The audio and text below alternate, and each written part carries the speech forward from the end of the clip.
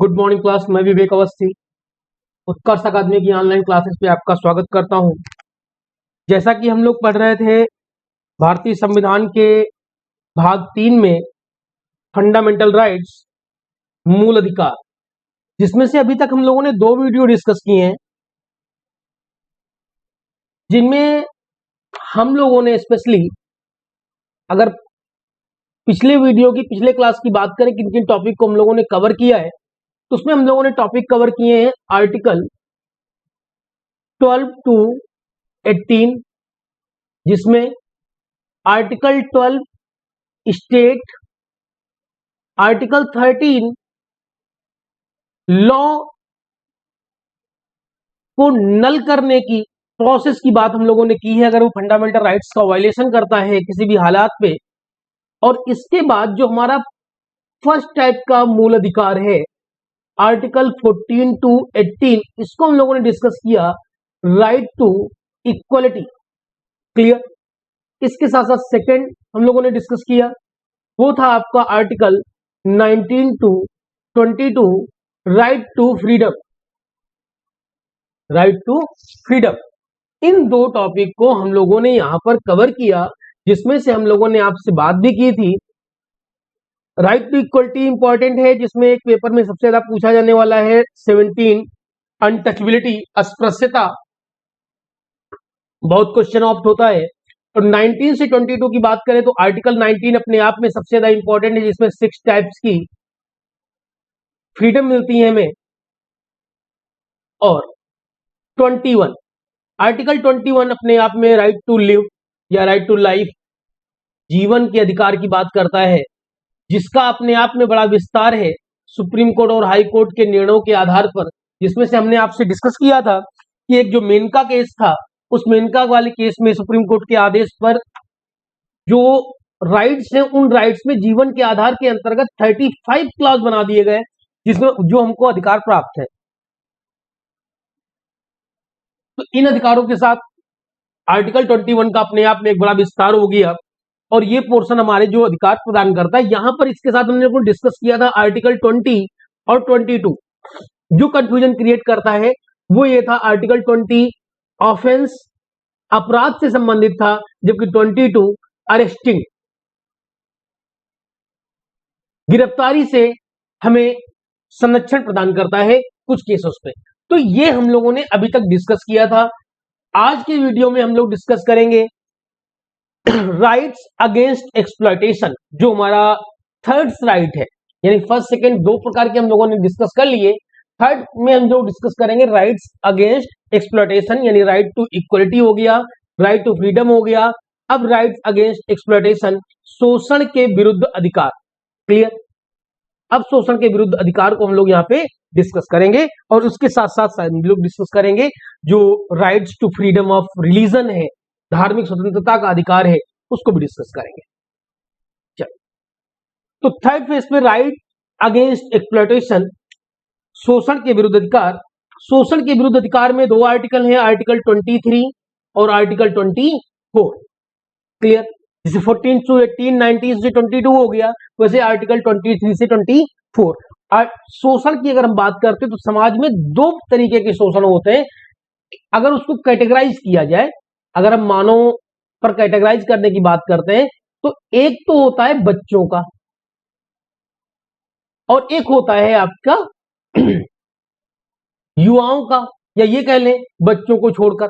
तो संविधान में 2 लोगों को अलग अलग नॉर्म्स में कैटेगराइज भी कर दिया गया है। आर्टिकल 24 बच्चों से संबंधित है और आर्टिकल 23 मानव व्यापार से संबंधित है। क्लियर। अब फर्क उसमें देखो क्या है। आर्टिकल 23 कहता है prohibition of traffic in human being. Clear. Prohibition of traffic in human being and force labour, मानव व्यापार को निरोध करता है। मानव व्यापार अर्थात किसी को बेचना, the expression traffic in human being, selling and buying of main, किसी भी मानव को, मनुष्य को खरीदना या बेचना। Women and children like goods, अगर हम मनुष्य को एज लाइक गुड्स के रूप में बिहेव करते हैं उनको खरीदने या बेचने की बात करते हैं, उस चीज को यहां पर क्या करता है, प्रतिबंधित करता है। अनइथिकल ट्रेड, क्लियर, इसको अनइथिकल बिजनेस भी बोला जाता है। अगर हम अनइथिकल बिजनेस को पर्पज को लेकर के हम यहां पर काम कर रहे हैं तो भी क्या है, प्रतिबंधित है। Women and children include prostitution, clear. Article 23 devadasi, slavery, ये सारी की सारी चीजें किससे हटती हैं, किससे प्रतिबंधित है, आर्टिकल 23 से। देखो भारतीय संविधान में स्लेवरी को लेकर के कोई डायरेक्ट वर्ड नहीं है। आर्टिकल 23 अगर स्लेवरी को समाप्त करता है तो इनडायरेक्ट करता है, क्योंकि यहां पर ऐसा कोई स्लेवरी शब्द की बात नहीं की गई। हाँ, भारतीय प्राचीन इतिहास में स्लेवरी के बारे में आप बहुत पढ़ते हैं, दास्ता के बारे में आप बहुत पढ़ते हैं, लेकिन यहां पर दास्ता का अंत होता है, परंतु इनडायरेक्ट, क्लियर, डायरेक्ट नहीं होता, अप्रत्यक्ष रूप से होता है। क्योंकि यहां पर बात लिखी हुई है फोर्स लेबर, फोर्स लेबर क्या है, प्रोहिबिटेड है, यानी बलात् श्रम क्या है, प्रतिबंधित है। या ये कहें जो बेगार है वो क्या है, प्रतिबंधित है, क्लियर। तो आर्टिकल 23 जो स्लेवरी को समाप्त करता है, दास्ता को समाप्त करता है, या जो देवदासी सिस्टम था इनको जो समाप्त करता है, ये सारी चीजों को आर्टिकल 23 से प्रतिबंधित किया जाता है, समाप्त किया जाता है, परंतु ये स्लेवरी पर इनडायरेक्ट वे में काम करता है, क्लियर। संविधान में चीजों को करना या न करने को क्लासिफाइड किया गया है, यहां पर पनिशमेंट को क्लासिफाइड नहीं किया गया। पनिशमेंट के लिए अलग से पार्लियामेंट में लॉ को पास करना पड़ता है, और इसी आधार पर आर्टिकल 23 का जो उल्लंघन करेगा उसके लिए एक एक्ट पास किया गया, immoral traffic prevention act 1956, clear. Immoral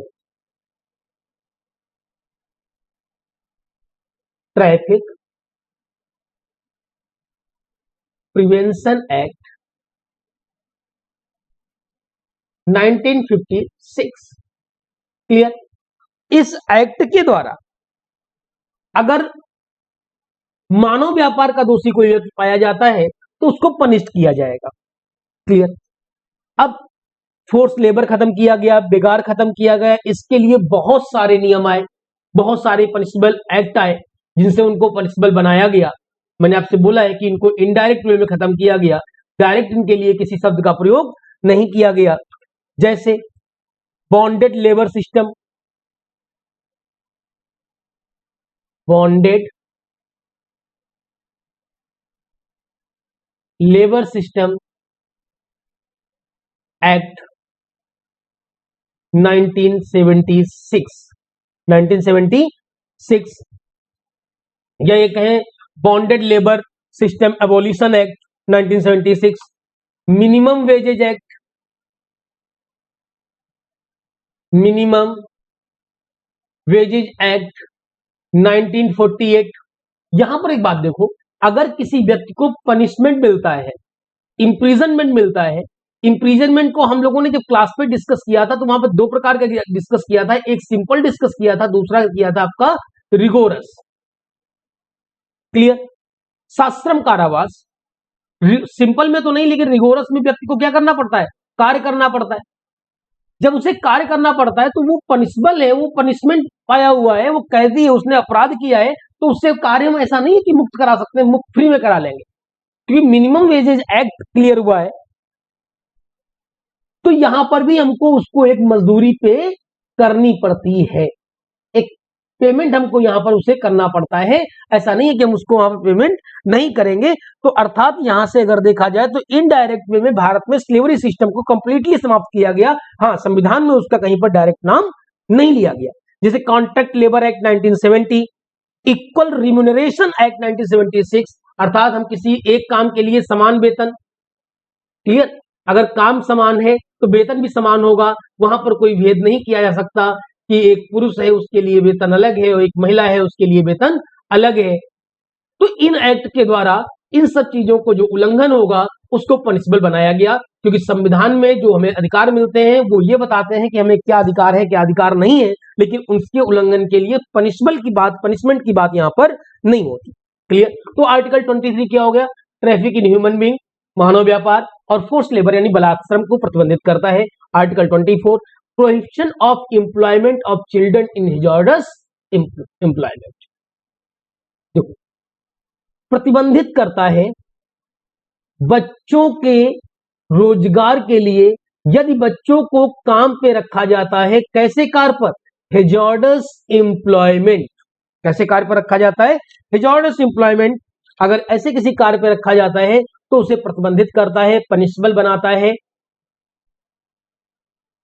2012 में यह जरूर अधिकार दिया गया कि बच्चों को फैमिली ऑन बिजनेस में काम करने का अधिकार है और फैमिली ऑन फर्म में काम करने का अधिकार है, लेकिन आफ्टर स्कूलिंग आवर, जो पढ़ाई के घंटे हैं उन घंटों के बाद आफ्टर स्कूलिंग आवर उनको यहां पर काम करने का अधिकार है। वो भी नॉन हिजॉर्डस नेचर का होना चाहिए, family on business and family on firms, but company में नहीं, इंडस्ट्री में नहीं। ब्रिटिश गवर्नमेंट के समय ये 15 साल की उम्र के एम्प्लॉयमेंट की बात थी। यहां पर यह कहा गया कि 14 वर्ष से कम के बच्चों को ऐसे किसी कंपनी में वर्किंग में रखा नहीं जा सकता, प्रतिबंधित कर दिया गया। अगर ऐसा कोई करता है तो पर कैंडिडेट यानी जितने बच्चे उसके यहां काम कर रहे हैं पर कैंडिडेट 20,000 का पेनाल्टी इंपोज होगी।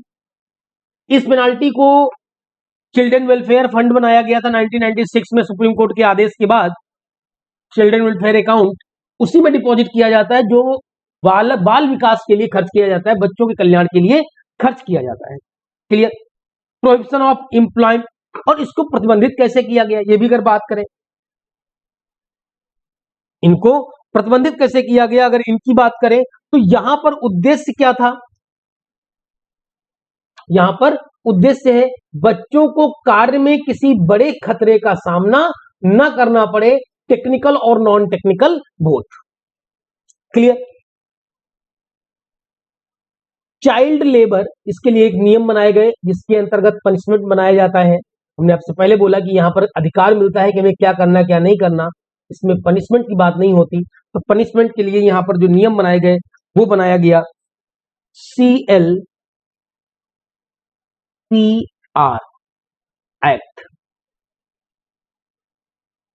Child labour prohibition and regulation act, child labour prohibition and regulation act 1986। एक एक्ट बनाया गया, is the most important law in this direction. सबसे महत्वपूर्ण एक कानून बना child labour prohibition and regulation act 1986। इसके बाद the employment of children act 1938, the factory act 1948, the mines act 1952, the merchant shipping act 1958, plantation labour act 1951, motor transport worker act 1951। बहुत सारे ऐसे एक्ट बनाए गए जिनसे अंतर्गत बच्चों के व्यापार, बच्चों के एम्प्लॉयमेंट को प्रतिबंधित किया गया। जहां पर ज्यादा ये बात कर the bidi and the cigar works act 1966, बहुत सारे नियम बने और 1996 में फाइनली सुप्रीम कोर्ट के आदेश पर एक चाइल्ड वेलफेयर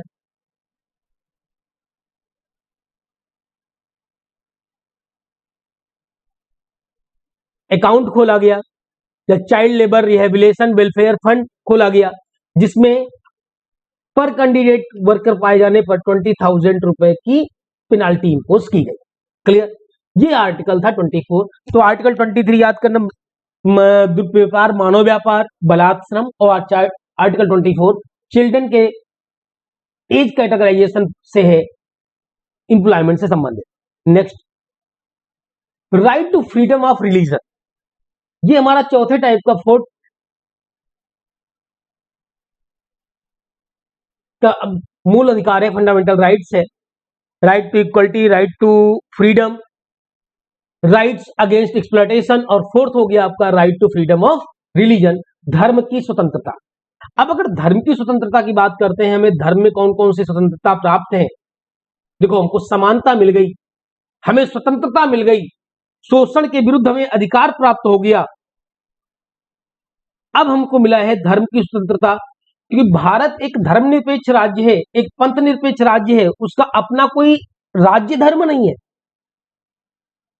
वो किसी राज्य धर्म को नहीं अपनाता, किसी राज्य धर्म को स्पेशली वित्त पोषित नहीं करता,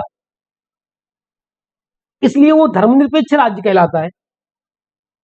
तो उसमें अंतर्गत जो हमको स्वतंत्रताएं मिली हैं हम उनकी बात करते हैं, आर्टिकल 25। अब अगर देखो, right to freedom of religion, इसमें 25 से 28, right to equality 14 to 18, right to freedom 19 to 22, rights against exploitation article 23, 24 और right to freedom article 25 to 28, यानी 25, 26, 27, 28 ये आर्टिकल आपके धार्मिक स्वतंत्रता से संबंधित है। तो सिंपल सा तरीका एक याद करने का कि धार्मिक स्वतंत्रता से संबंधित अगर कोई क्वेश्चन है तो हमारे आर्टिकल कहां से आएंगे, 25 से लेकर 28 तक। अब उनमें हमें क्या स्वतंत्रता है, तो एक देखो सीक्वेंस होता है जो याद करना थोड़ा सा आसान रहता है कि क्या सीक्वेंस है उसका। आर्टिकल 25 से that all person are equal entitled to freedom of conscience and the right to freely profess, practise and propagate religion. अब देखो यहां पे कंसेंस, प्रोफेस या प्रोफेशन, प्रैक्टिस एंड प्रोपोगेट, 4 प्रकार के आपको अधिकार मिल रहे हैं और यही 4 प्रकार के आपके आर्टिकल भी आपके सामने हैं। यही 4 तो आर्टिकल आपके सामने, क्लियर। तो ये 4 आर्टिकल भी आपके सामने और 4 प्रकार के यहां पे आपको अधिकार में मिल रहे हैं।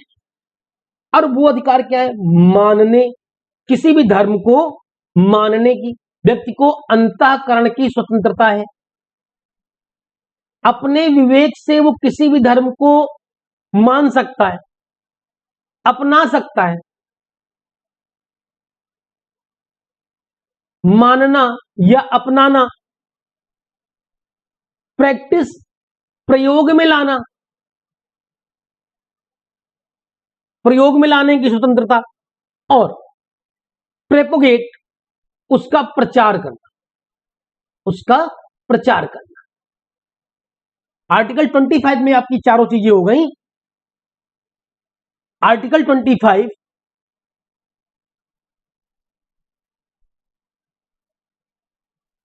4 चीजें आपको देता है। एक, व्यक्ति को अंतःकरण की स्वतंत्रता है, वह अपने विवेक से किसी भी धर्म को अपना सकता है,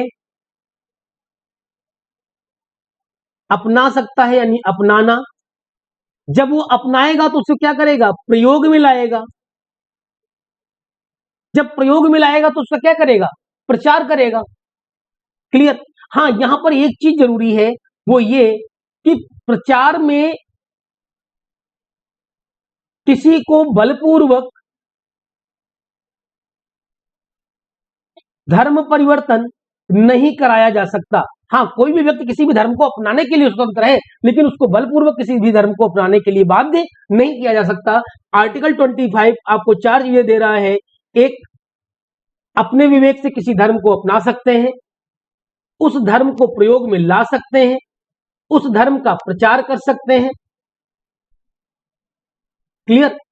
उस धर्म का प्रचार कर सकते हैं लेकिन बल का प्रयोग नहीं कर सकते, किसी भी व्यक्ति को बाध्य नहीं कर सकते उसके धार्मिक धर्म परिवर्तन करने के लिए।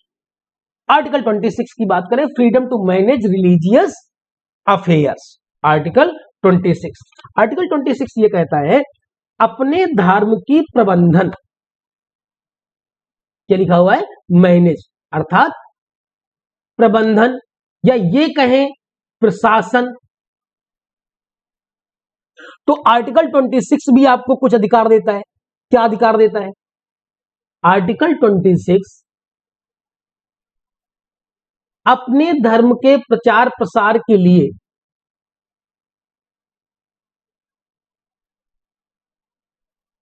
इस्टेब्लिश एंड मेंटेन इंस्टीट्यूशंस, किसी भी इंस्टीट्यूशन को स्थापित करने के लिए उसका प्रबंधन करने का अधिकार देता है। कौन सा आर्टिकल देता है? Article 26। Right to manage its own matters of religion, अपने अधिकारों को प्रबंध करने का अधिकार देता है, अपने आधार पर मैनेज करने का अधिकार देता है। अब अगर अपने धर्म का आप प्रचार करना चाहते हो, अपने धर्म को आप बढ़ाना चाहते हो, तो जरूरी है उसके लिए आपके पास कोई जगह होनी चाहिए जहां पर ऐसा आप कर सको। तो एक्वायर लैंड या एसेट, मूवेबल या इमूवेबल दोनों, इसका आपको अधिकार देता है।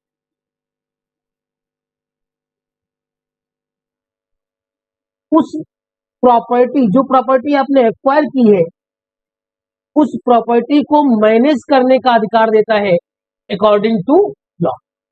तो article 26 freedom to manage religious affairs, अपने धर्म से संबंधित सभी सारे तथ्यों को, जो जो चीजें आनी है उन चीजों को मैनेज करने का अधिकार देता है। आप प्रचार करने के लिए जमीन एक्वायर कर सकते हैं, मूवेबल या इमूवेबल एसेट एक्वायर कर सकते हैं, उसको मैनेज कर सकते हैं, इंस्टीट्यूशंस की स्थापना कर सकते हैं और कानून के आधार पर आप उसका प्रशासन कर सकते हैं। आर्टिकल 27, अब देखो, धर्म अपना लिया, उसका प्रचार प्रसार करना शुरू कर दिया, प्रसार करने के लिए इंस्टीट्यूशन की स्थापना कर दी, उसको मैनेज करना शुरू कर दिया।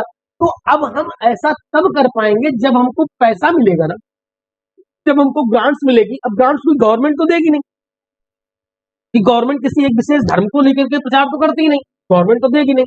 तो फ्रीडम एज टू पेमेंट, लोगों को स्वतंत्रता है, फ्रीडम एज टू पेमेंट, वो किसी भी व्यक्ति, कोई भी व्यक्ति किसी भी धर्म के लिए ऑफ टैक्सेस फॉर प्रमोशन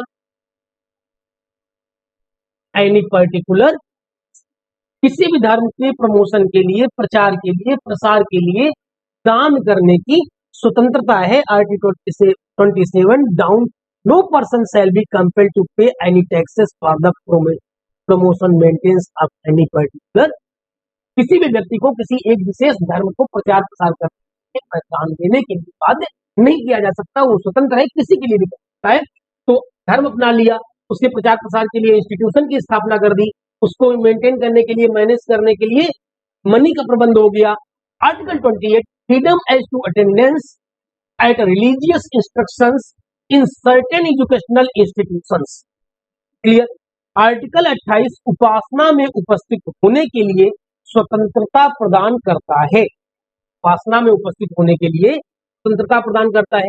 इसके साथ साथ कुछ चीजें, ये इंस्टीट्यूशन, सर्टेन एजुकेशनल इंस्टीट्यूशन, सब में नहीं, सर्टेन, कुछ शिक्षण संस्थानों को स्वतंत्रता प्रदान करता है अपने धार्मिक इंस्ट्रक्शंस। कैसे? जब आप एजुकेशनल इंस्टीट्यूशंस की बात करते हैं, अगर हम एजुकेशनल इंस्टीट्यूशन की बात करते हैं, तो वहां पर देखो आपके सामने दो चीजें आती,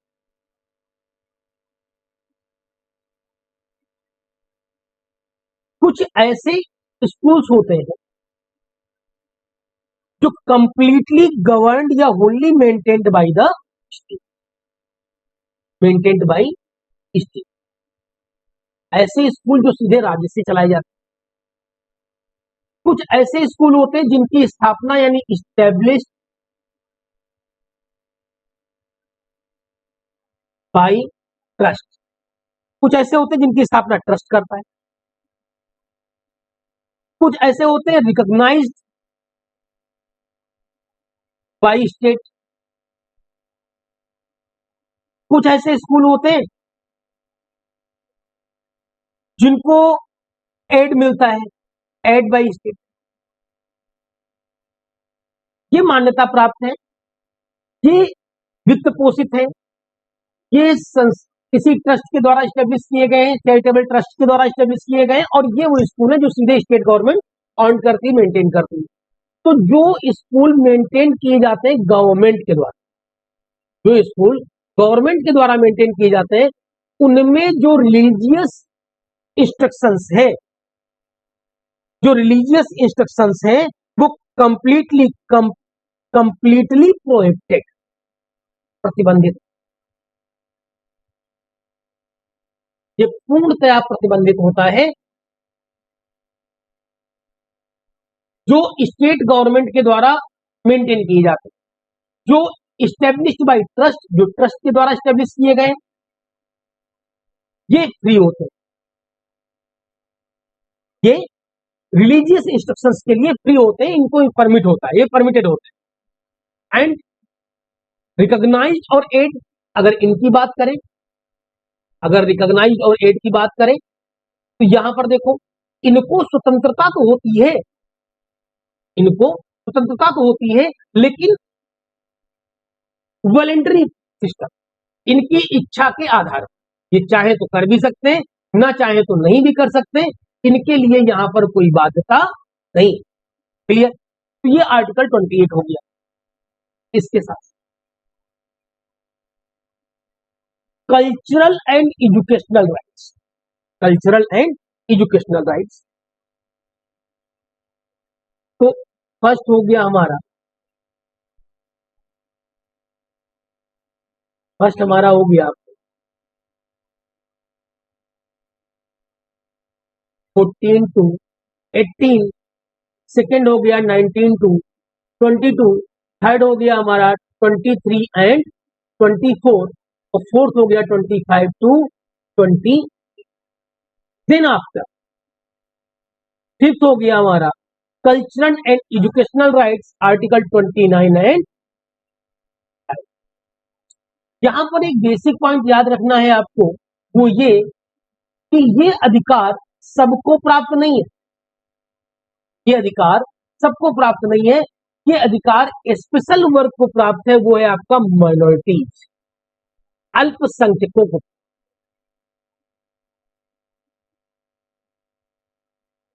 जैसे बुद्धिस्ट, जैनिस्ट, क्रिश्चियंस, ईसाई, पारसीज, मुस्लिम, अल्पसंख्यकों को प्राप्त, आर्टिकल 29 और 30। कई बार क्वेश्चन पूछा जाता है मूल अधिकार में किस आर्टिकल में अल्पसंख्यकों को अधिकार प्राप्त है, तो आर्टिकल 20। कौन से अधिकार प्राप्त है, तो आर्टिकल 29 अल्पसंख्यकों के हितों को संरक्षण प्रदान, अल्पसंख्यकों के हितों को संरक्षण प्रदान करता है article 29, protection of language, script और कल्चर ऑफ माइनॉरिटीज। क्लियर? तो आर्टिकल 29 अल्पसंख्यकों के हितों को संरक्षण प्रदान करेगा, उनकी संस्कृति को बचाएगा, उनको प्रमोट करेगा, प्रोटेक्ट करेगा। क्लियर? और अगर हम बात करते हैं आर्टिकल 30 की, right of minorities to establish and administer educational institutions, तो उनको अपने कल्चर को हमने बचाने के लिए अधिकार तो दे दिया, उनकी लैंग्वेज, उनकी स्क्रिप्ट, उनकी चलन, उनकी संस्कृति, उनके धर्म को हमने बचाने का तो अधिकार दे दिया, वो अपने मेंटेन कर सकते हैं, लेकिन उसको मेंटेन करेंगे कैसे, बढ़ाएंगे कैसे, तो आर्टिकल 30 उनको ये अधिकार देता है, माइनॉरिटीज इस्टेब्लिश एडमिनिस्टर्स एजुकेशनल, अपने शिक्षण संस्थानों की स्थापना, right to minorities to establish and administer educational institutions, शिक्षण संस्थानों की स्थापना और उनके प्रबंधन का अधिकार प्रदान करता है आर्टिकल 30। तो आर्टिकल 29, आर्टिकल 30 कल्चर और एजुकेशनल राइट्स हैं, शिक्षा और संस्कृति से संबंधित अधिकार है, जो कि सिर्फ एक विशेष वर्ग को प्राप्त है, किसको, माइनॉरिटीज को, अल्पसंख्यक को प्राप्त है। इसी के साथ फंडामेंटल राइट्स का ये पार्ट हमारा यहाँ कंप्लीट हुआ, और नेक्स्ट में हम लोग बात करेंगे, देखो आर्टिकल 31 तो लीगल राइट्स बन गया, प्रॉपर्टी जो राइट था वो लीगल बन गया, वो इसमें नहीं है। अब हम लोग बात करेंगे कॉन्स्टिट्यूशनल रेमेडीज आर्टिकल 32 की, वो बात करेंगे हम लोग नेक्स्ट वीक। क्लियर? तो अभी तक यहीं पर, इसी के साथ हम इस वीडियो को यहीं पे रोक रहे हैं। नेक्स्ट में आपका फंडामेंटल राइट्स पूरा कंप्लीट हो जाएगा, और इसमें हम बात करेंगे आपकी रिट्स की, जो हमारी रिट है, जो 5 प्रकार की रिट है सुप्रीम कोर्ट इशू करता है, उनको डिस्कस करेंगे नेक्स्ट वीडियो में। इस वीडियो में यहीं तक, अच्छे से पढ़ें, अच्छे से तैयारी करें, अगर कोई कंटेंट है तो आप सूचित करें, हम लोग उसको मेंशन करेंगे। थैंक यू, धन्यवाद।